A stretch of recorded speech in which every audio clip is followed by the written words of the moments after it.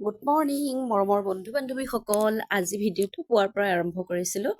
আজি দেখিছেনে, যোৱাকালি বজাৰৰ পৰা মই আনিছিলোঁ মাকৈ। গতিকে মাকৈ বাকলি গুচাই লৈছোঁ। কেঁচা মাকৈ পুৰি খাবলৈ বৰ ভাল লাগে, তথাপিও পুৰি খাবলৈ বেছি সময় লাগে, যিহেতু পুৰোতে ইফাল সিফাল কৰি থাকিব লাগে, আকৌ অঙঠা হ'ব লাগে। আমি আকৌ অঙঠা বৰ্তমান ৰাতিপুৱাই জুই চুই ধৰা নাই যে, সেইকাৰণে ভাবিলোঁ আজি তেলতে এনেকৈ ভাজি খাওঁ।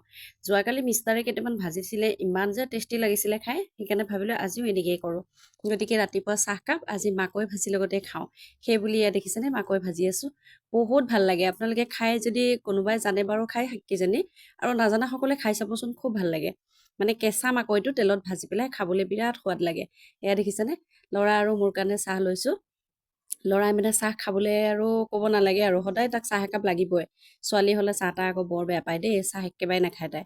কিন্তু ল'ৰাই আকৌ চাহ মানে লাগিবই আৰু তাক মোৰ লগত চাহ একাপ।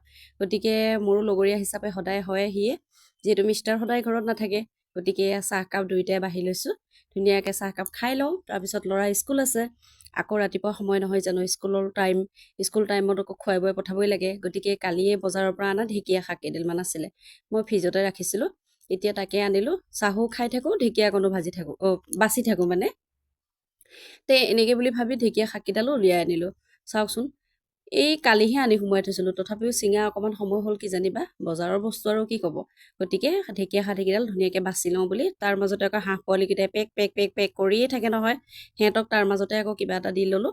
মানে বেলেগ নহয়, চাউল কেইটামান ছটিয়াই ল'লোঁ। সিহঁতে চাউলকেইটাও খাই থাকক, ময়ো বুলি ঢেকীয়াকেইডাল বাছি কুচি লওঁ। এফালে বাছি কৰি ৰেডি কৰি লৈছোঁ ধুই পখালি। ৰাতিপুৱা সময়তো বৰ উৎপাত হয়, গম পায়ে নহয়, অকলশৰীয়া মানুহ হ'লে সকলোৱে জানে। তাৰ লগতে আকৌ মাকৈ ভাজা কেৰাহীটোকে গৰম কৰি লৈছোঁ। একো নহয় দিয়ক, মাকৈহে ভাজিছিলোঁ। সেই বুলি সেয়া তেল অকণমান দিলোঁ ঢেকীয়াকেইডাল ভাজি দিওঁ বুলি। ৰাতিপুৱানো উৎপাত কৰি কিনো বনাম, সেইকাৰণে ল'ৰাই আকৌ ঢেকীয়া খাই খুবেই ভাল পায়। ঢেকীয়াকেইডাল ধুনীয়াকৈ দেখিছেনে তেলতে ভাজি লৈছোঁ। বেছিটো নাই লোৱা, কিয়নো মানে বেছি বাছি থাকিলে ল'ৰাৰ কাৰণে দেৰি হৈ যাব, সেইকাৰণে কেইডালমান তাৰো জোখা বাছি ল'লোঁ। মই বাৰু লাহে লাহে বাছি থাকিম, আৰু ঘৰতেই থাকিম যিহেতু, সেইকাৰণে তাৰ জোখা কেইডালমান দেখিছেনে, এয়া কেইডালমানে লৈছোঁ। কিন্তু মোৰ ল'ৰাই আকৌ ঢেকীয়াত যদি আলু, মানে যিকোনো ভাজিত আলু যদি দিয়া নাযায় নহয়, সি বৰ বেয়া পায়। সেইকাৰণে আকৌ কি কৰিছোঁ, উৎপাতকৈ আলু এটা একেবাৰে বাকলি গুচাবলৈ সময় নাই। দেখিছে, মাকৈ কচলি পাতেকে লৈছোঁ কাৰণে দেখাই দিছোঁ দেই আপোনালোকক, নাভাবিব আকৌ লেতেৰা বুলি। একো নহয় দিয়ক, মাকৈও খোৱা বস্তুহে হয়। সেইকাৰণে নিমখ ৰং অকণমান দি ল'লোঁ, দি পেলাই তাৰ মাজতে আকৌ উৎপাতকৈ আলু এটা কাটোঁ বুলি, বাকলি গুচাবলৈও সময় নাই, আৰু একে ধুইছোঁ আৰু চাফাকৈ ধুই বাকলি চাকলিয়ে মানে আলুকেইটা দেখিছেনে এয়া কাটি দিছোঁ। কিয় মানে আলু নহ'লে আকৌ গালি খাম, ল'ৰাই আকৌ খং কৰিব, খালি খালি ঢেকীয়া ভাজিছা বুলি। সি মানে যিকোনো ভাজি বনালে তাক আলু অকণমান দিবই লাগে। তাৰ মাজতে একে উৎপাতকৈ ভাতকেইটা গৰমে গৰমে বাঢ়ি লৈছোঁ। দেখিছে ধোঁৱা ওলাই আছে, একে খং উঠিব নহয় আকৌ বেছি গৰম হ'লেও, সেইকাৰণে আকৌ ঠাণ্ডা কৰি থৈছোঁ।